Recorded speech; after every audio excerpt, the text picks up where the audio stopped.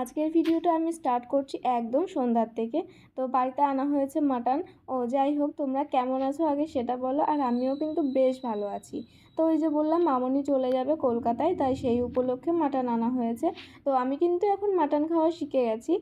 মানে অল্প অল্প শিখেছি, সলিড মাংসগুলো খাই। তো আস্তে আস্তে সব শিখে যাব, মানে হাড়টার খাওয়া। তো আগে কিন্তু একদমই ভালো লাগতো না, আর এখন বেশ ভালো লাগে। মানে মুরগির মাংস খেতে খেতে এখন আর ভালো লাগে না, এখন মাটন খেতেই ইচ্ছা করে মাঝে মাঝে। তো বেশি যে খাই তাও না, 2-3 পিস খাই, কিন্তু তবুও ভালো লাগে।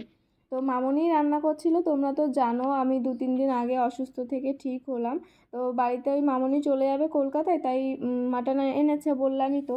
তো মামনিকে বললাম যে তুমি তো রান্না করছো, তবুও আমি একটু ব্লগে দেখাবো। তো আমি একটু নেড়ে দিচ্ছি, সেটা একটু ভিডিও করে দাও, আমি ব্লগে অ্যাড করে দেবো। তাই একটু খুন্তি নাড়ছিলাম। তো এই হচ্ছে এটার মধ্যে আলুর দম। তো মাটন হয়েছে, আর যে আলু এক্সট্রা হয়েছিল সেটা দিয়ে আলুর দমও করা হয়েছে। তো আর এই হচ্ছে দুধ, এটা দিয়ে দই পাতা হবে, আর কিভাবে আমরা দই পাতি সেটাও দেখে নিও। তো এই যে আলুর দম। তো আর এই হয়েছে ভাত, তারপরে আছে টক, আর কয়েকজনের খাওয়া হয়ে গেছে, মানে আমার বরের খাওয়া হয়ে গেছে, সেই জন্য টকটা ওই যে। তো আমি প্রথমে আলুর দম দিয়ে নিয়েছি, তারপরে ওটা দিয়ে খাবো। তারপরে এটা পরের দিন সকাল থেকে স্টার্ট করা হচ্ছে। কাল তো দেখলেই মাটন ফাটন খাওয়া হলো, আর মামনি আজ চলে যাবে। তো সেই ব্যাগ গোছাগুছিই চলছে। আসলে আমি ব্যাগটা গুছাচ্ছিলাম, আর আজকে নিজের হাতে মামনির জন্য টিফিন করেছি। তো এইটার মধ্যে আছে রুটি তরকারি, আর এই সাদাটার মধ্যে আছে পোহা। তো নর্মাল ট্রেনে যখন যাবে তখন এটা খেয়ে যাবে। তো ব্যাডিং রেডি, আর টিফিনের ব্যাগও রেডি, তো মামনিও রেডি। আর এই যে মামনিকে বলছি যে একটু তাকাও, তুমি চলে যাবে, তোমার ভিডিওটা করি। তো মামনি এই যে বেরিয়ে পড়েছে, আর বাবু স্টেশন অবধি ছেড়ে আসবে। তো খুব মন খারাপ হচ্ছে, আবার কতদিন আমার একা একা থাকতে হবে, একা একা থাকতে একদম ভালো লাগে না। আর মামনি কতগুলো দিন এবার এসে থেকে গেল, তো সেই জন্য আরও বেশি মন খারাপ হচ্ছে। তো এই যে মামনির জন্য যে পোহা করেছিলাম চিড়ের, তো সেটাই থেকে গেছে। আর এটার মধ্যে করেছিলাম ঘোল, মানে লস্যি করেছিলাম। তো লস্যি আর পোহাটা দিয়ে এখন ব্রেকফাস্ট করে নেব। তারপরে দেখি খিদে পেলে কিছু খাবো। আসলে খুব মন খারাপ, মামনি ওই যে দেখালাম যে চলে যাচ্ছে, তো তাই। আর এই লস্যিটার মধ্যে কিন্তু চিনি দেওয়া হয় না, জিরে গুঁড়ো আর হচ্ছে লবণ দিয়ে গুলিয়ে খেলে বেশ ভালো লাগে। মানে আমাদের তো বেশ ভালো লাগে, এটা খেলে শরীরটাও ঠান্ডা থাকে পুরোটা দিন। যারা রোদের মধ্যে সারাক্ষণ থাকে, মানে রোদের মধ্যে কাজ, তাদের শরীরের জন্য এটা বেশ ভালো। তো চিড়ের পোহাটা আর হচ্ছে লস্যিটা নিয়ে বসে পড়েছি খেতে, কিন্তু মন খারাপ, সেই জন্য এখন খেতে একদমই ভালো লাগছে না, লাস্টে ফেলেই দিয়েছি। তো সকালবেলায় তো তোমরা দেখতেই পেলে মামনি চলে গেল কলকাতায়, আর এখন বাড়িটা পুরো ফাঁকা, কেউ নেই বাড়িতে। বাবু, মামনি, আমার বর কেউ নেই এখন বাড়িতে, আমি শুধু একাই আছি, আর মনটা খুব খারাপ। মানে এই 2-2.5 মাস ধরে বাড়িটা পুরো জমজমাট ছিল। প্রথমে মামনি আর দাদু এলো, তারপর আবার ছোট্টু এলো, মানে আমার দেবর এলো। ওরা দুইজন আবার চলে গেল, মামনি আরও 1 মাস থেকে গেল। তারপর ওরা যাওয়ার পরে আজ মামনিও চলে গেল। তো এখন বাড়িটা পুরো ফাঁকা, একটুও কিছু ভাল লাগছে না। এখন বাজে 10:09, এখনও কিছু খাইনি। তো এখন খাবো, কিন্তু খেতে ইচ্ছা করছে না। একসাথে বসে বসে খাই আমি আর মামনি, কিন্তু আজ আমায় একা একা খেতে হবে। কেননা যখন বর কাজে যায়, আগে একসাথে খেতাম, এখন যখন বর কাজে যায় না, তখন ওকে খেতে দিতে হয়, তারপর সব রেডি করে দিতে হয়। তো তারপরে খেতে যদি বসি না, একটু লেট হয়ে যায়, ওর কাজ করে দেবো না খাবো, ও যাওয়ার টাইমে খেতে বসতে নেই, সেই কারণে আর খাই না, পরে ওই একা একাই হয়ে যায়। এতদিন তো মামনি ছিল, একসাথে খেতাম, এখন আবার একা একা হয়ে গেলাম। তো মনটা একটু ভাল লাগছে না, তাই ভাবলাম যে একটু তোমাদের সাথে কথা বলি। আসলে আমার মন খারাপ করলেই আমি ভিডিও করি, মনটা একটু ভালো হয়ে যায়, তারপরে আবার সব কিছু করি। তো তাই একটু তোমাদের সাথে কথা বলছি। তো আজ অনেক কিছুই রান্না হয়েছে। আসলে সকালবেলায় 4টের দিকে উঠেছি, 4:10-15 দিকে। মামনি চলে যাবে বলে রাতে আমি বলেছিলাম যে গেটটা খুলে নি।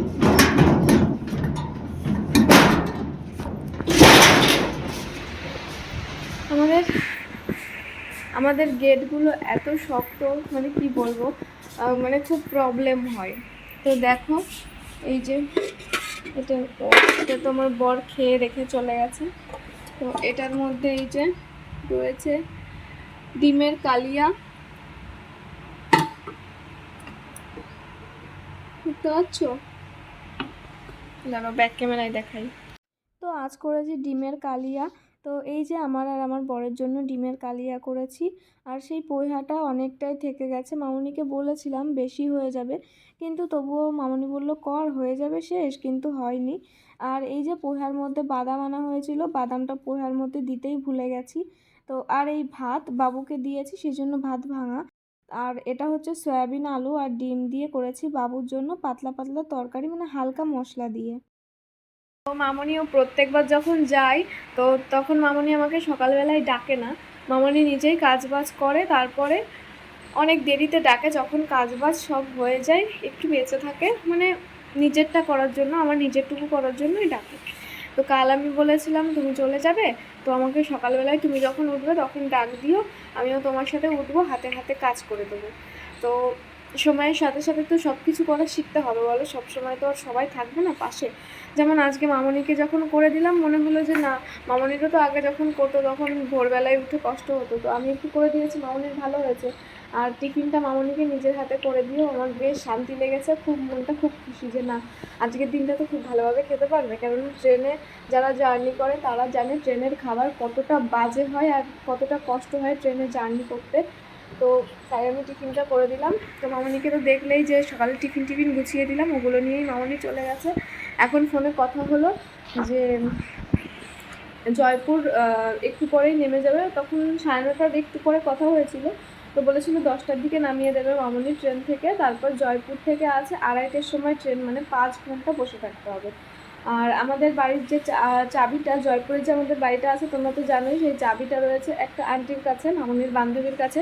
তো সেই মামনির বান্ধবী আবার গেছে ওনার শ্বশুর বাড়িতে, সেই কারণে মামনি বাড়িতে যেও ওই 5টা ঘন্টা কাটাতে পারছে না, স্টেশনেই থাকতে হবে, স্টেশনে বসে থাকবে, ঘুরে টুরে বেড়াবে, তারপরে চলে যাবে। তো চলো এখন খেয়ে নিই, অনেকক্ষণই তো বক বক করলাম, এখন খাই, না হলে আমারও শরীর ভালো না। কিছুদিন আগেই তো তোমরা দেখলে আমি অসুস্থ ছিলাম, হালকা করে তোমাদের সাথে শেয়ার করেছিলাম। তো চলো এখন খেয়ে দিয়ে নিই, তারপরে আবার পরে কথা হচ্ছে। আর আজকে পুরো আমি বাড়িতে একা, একটুও ভালো লাগছে না, আর এই ঘরে আসতেও ভালো লাগছে না। রান্না টান্না করে মামনি যখন চলে গেছে, বাবু ছাড়তে গেল মামনিকে, ওই যে ঘরে গেছি, আর বাবু একটা কাজ দিয়ে গেছিলো, সেই কাজটা করলাম, তারপরে আবার ওই ঘরে গিয়ে যে বসে পড়েছি, বরের সাথে ফাজলামি করছিলাম। আর বড়ও জানে যে আমার মন খারাপ, হয়তো সেই কারণেই ও আমার সাথে একটু ইয়ার্কি ফাজলামি মারছিল, হাসাহাসি করছিল, যাতে একটু মনটা ঠিকঠাক থাকে। তো ও তারপরে ওর তো ডিউটিতে যেতে হবে, তো ডিউটিতে চলে গেল, আর আমি একটু ফোন দেখছিলাম শুয়ে শুয়ে, তারপরে মামনির সাথে কথা বললাম। এখন আরও একটু ফোন দেখে ভাবছি যাই খেয়ে নিই, না হলে আমারও শরীর ভালো না, আবার ক্লান্ত হয়ে পড়বো, তারপরে আবার শরীরটা খারাপ হবে। আর এখন তো আর মামনি এখানে নেই যে মামনি করে দেবে, তো সেই জন্য আমাকেই সবটা সামলাতে হবে। তো চলো ভাতটা খেয়ে নিই, অনেকক্ষণ বক বক করে ফেললাম, তো মনের সবগুলো কথা তোমাদের সাথে শেয়ার করতে পেরে অনেকটা হালকা লাগছে। এখন একটু ভাতটা খাবো, তারপরে একটু ঘুমোবো। আর কাল রাতে তো একদমই ঘুম হয়নি, আমার বর রাত 1:30 অবধি পাবজি গেম খেলে, আর তারপরে ওই আওয়াজ হয়তো প্রচণ্ড, তখন ও চিল্লিয়ে চিল্লিয়ে খেলে, তো ঘুমোতে পারি না 1:30 অবধি, মানে ও যতক্ষণ না ঘুমোবে ততক্ষণ আমি ভালোভাবে ঘুমোতে পারি না, ওই চিল্লায় আর কেঁপে কেঁপে উঠি, ঘুম ভেঙে যায়। তো তারপরে যখন ও ঘুমোয় ভোরবেলার দিকে, তো আমার একটু ভালোভাবে ঘুম হয়। তো আবার যখন ভোরবেলার দিকে 2-3 ঘন্টা ঘুমিয়েছি, তখন আবার উঠতে হলো সকালবেলায়, মামনিকে তো বলেই রেখেছিলাম ডেকে তুলো, তো সেই কারণে ঘুমটা একদমই হয়নি। এখন খেয়ে দিয়ে একটু ঘুমোবো। চলো খেয়ে নিই, তারপরে অনেকক্ষণ ধরে বলছি খেয়ে নিই খেয়ে নিই, কিন্তু খেতে আর যাচ্ছি না, বক বক করেই যাচ্ছি। চলো খেয়ে নিই, তারপরে আবার পরে দেখা হচ্ছে। ঘন্টা ঘুমিয়েছিলাম, এখন জামা কাপড়গুলো ধোবো। এই যে বরের ডিউটির জামা কাপড়, আমার জামা কাপড়, বাবুর জামা কাপড়, মানে প্রতিদিনের যা হয় আর কি, তো সবই ধুতে হবে। দাঁড়াও নিয়ে নিই এতগুলো। আর এই যে অনেকগুলো জামা কাপড় হয়ে গেছে, আসলে এই কয়দিন অসুস্থর কারণে সব জামা কাপড় ধোয়া হচ্ছিল না, তো এই যে কিছু কিছু জামা কাপড় এক্সট্রা থেকে গেছিলো, তো সেগুলোও দিয়ে দিয়েছি।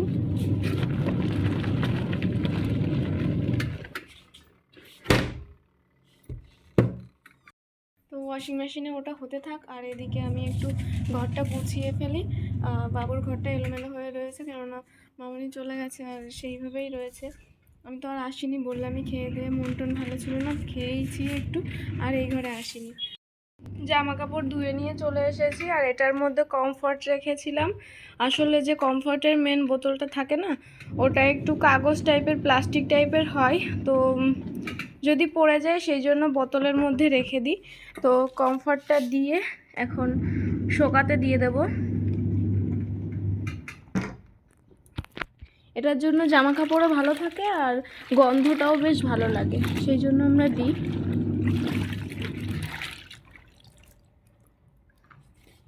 তো এটার মধ্যে দিয়ে দেবো।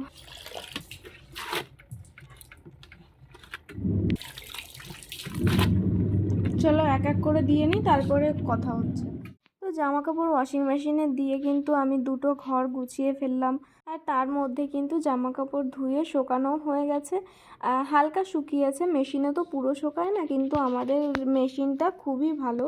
আগে শুনতাম ওয়াশিং মেশিনে নাকি জিন্সের প্যান্ট মানে পরিষ্কার হয় না, তারপরে ভালোভাবে শোকায় না, কিন্তু আমাদের মেশিনটা একদমই মানে উল্টো। মেশিনটা ভীষণই কাজ করে, জানি না কিছুদিন পর কি হবে, মানে 1-1.5 বছর পর, কিন্তু এখন তো ভালো কাজ হয়। 3 ভাগের মানে 2 ভাগই কাপড় শুকিয়ে যায় ওয়াশিং মেশিনে। তারপরে জিন্সের প্যান্ট যতই নোংরা থাক খুব ভালোভাবে পরিষ্কার হয়। এমনকি আমরা তো ওর মধ্যে জুতোও পরিষ্কার করি। তো মানে জামা কাপড় প্রথমে ধুয়ে দিই, তারপরে যে জলটা থাকে তার মধ্যে আবার জুতোটাও দিয়ে দিই, তারপরে আবার একটু ঘুরিয়ে রাখি, তাহলে জুতোটাও পরিষ্কার হয়ে যায়, জুতো আর হাত দিয়ে তাহলে পরিষ্কার করা লাগে না।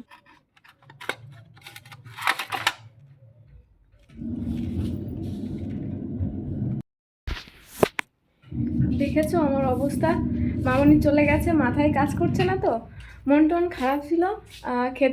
যখন খেতে এলাম সকালবেলায় এই ঘরে, তখন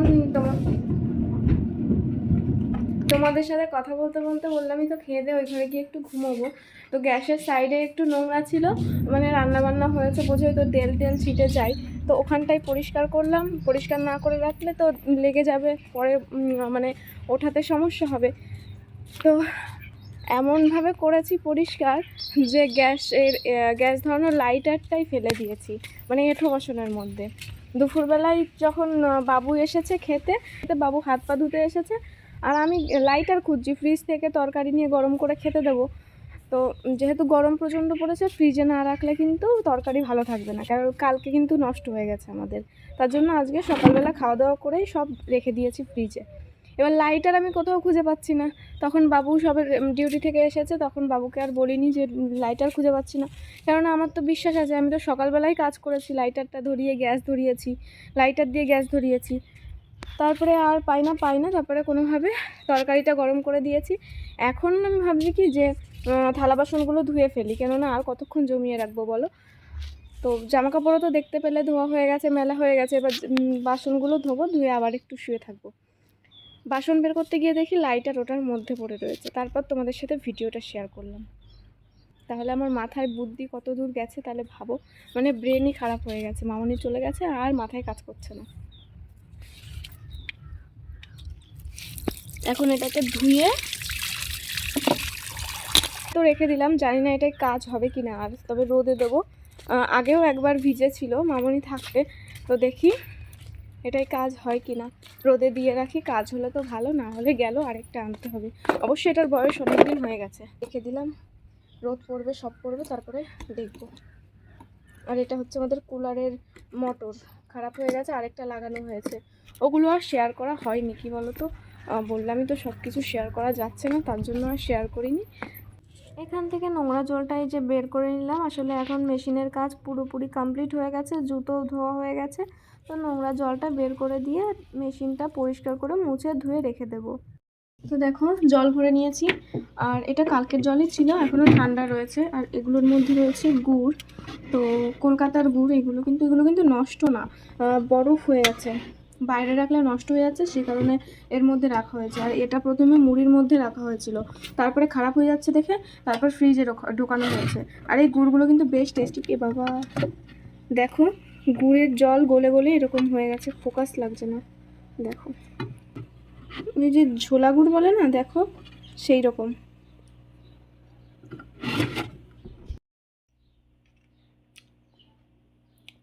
বেশ ভালো লাগছে। ঝোলা গুড় দিয়ে ছোটোবেলায় খেতাম মুড়ি, তো সে কথা মনে পড়ে গেল এখন এই গুড়টা দেখে আর খেয়ে। তো এই যে একটা পেপসি আনা হয়েছিল কাল, তো কাল সবাই ঘুমিয়ে পড়েছিল, পরে বাবু দিয়ে গেল, বললো ফ্রিজে রেখে দাও পরে খাবো, পরে আর খাওয়া হয়নি। তো এখন জল রাখতে গিয়ে মনে পড়লো। আর এই যে রয়েছে কত কিছু, দেখো সসটা পড়ে যাচ্ছে। তো এখন মাথাটা আঁচড়াচ্ছি, পাগলির মতো হয়েছিলাম এতক্ষণ, এখনও পাগলিই আছি। মাথাটা আঁচড়ে নিই, তারপরে একটু সিঁদুর টিঁদুর পরবো, ক্রিম ট্রিম মাখবো।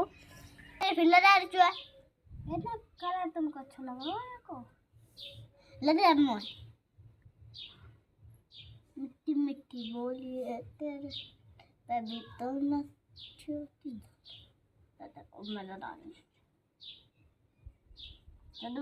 ना। তোমরা কি এদের কোনো কথা বুঝতে পেরেছো? এটা হচ্ছে রাজস্থানের একটা গ্রামের ভাষা, মানে গাইয়া ভাষা বলতে পারো। তো এরা এভাবেই কথা বলে, আর আমি প্রথম কিন্তু একদম কিচ্ছু বুঝতাম না, এখন মোটামুটি ভালোই বুঝি। তো এদের সাথে নর্মালি কথাও বলতে পারি। তো যাই হোক, এখন রাত হয়ে গেছে, রাতে রান্না হয়েছে এই যে ভাত গরম গরম আর ডিমের কালিয়া, আর করেছি ডাল, আর ওই যে কচি লেবু। তো এটা দিয়েই আমাদের ডিনার কমপ্লিট হয়ে যাবে। এবার চলো তোমাদের টক দই পাতা দেখাবো। তো এই যে দুধটা প্রথমেই গরম করে নিয়েছিলাম, এবার সেটা ঠান্ডা হয়ে যাওয়ার পরে এই যে ওই দুধ যাদের বাড়ির থেকে আনা হয় তাদের বাড়ি থেকেই ছাঁচ নিয়ে এসেছি, মানে ঘোল। তো সেটাই এবার ওটার মধ্যে দেব, কিন্তু তার আগে বাবুর দুধ চা খাওয়ার জন্য একটু দুধ রেখে দিলাম 1 কাপ মতো। এবার এই দুধটার মধ্যেই কিন্তু এই ছাঁচটা দিয়ে দেব, মানে ঘোলটা। তো পুরোটা কিন্তু দেব না, পুরোটা দিলে একদমই টক হয়ে যাবে, হালকা একটু, মানে 1 চামচ মতো দেব। তারপরে এটা ঢেকে একটা গরম জায়গায় রাখতে হবে। তো আমাদের বাড়িতে গরম জায়গা বলতে তো সব জায়গায়, কিন্তু চালের ড্রাম হচ্ছে সব থেকে নিরাপদ এবং গরম জায়গা। আর চালের ড্রামে দেখবে অনেক কাঁচা জিনিসও রেখে দিলে পেকে যায় খুব তাড়াতাড়ি। তো এটা হচ্ছে পরের দিন সকালকার ভিডিও। সকালবেলায় দেখো কতটা জমে গেছে চালের ড্রাম থেকে বের করার পরে, পুরো দোকানের থেকেও ভালো দই হয়েছে। তো এটাকে এবার ডিপ ফ্রিজে রেখে দেবো 5-10 মিনিট, তারপরে কিন্তু এটা দিয়ে আমরা লস্যি বানিয়ে খাবো। তো চলো বন্ধুরা, আজকের ভিডিওটা আমার এই অবধিই ছিল। আর এখনও অবধি মন খারাপ, মামনি চলে যাওয়ার 5-6 দিন পরে এই ব্লগটা শেয়ার করছি। তো যাই হোক, চলো দেখা হবে পরের কোনো ভিডিওতে। ততক্ষণ অবধি সবাই ভালো থেকো, সুস্থ থেকো, টেক কেয়ার, বাই।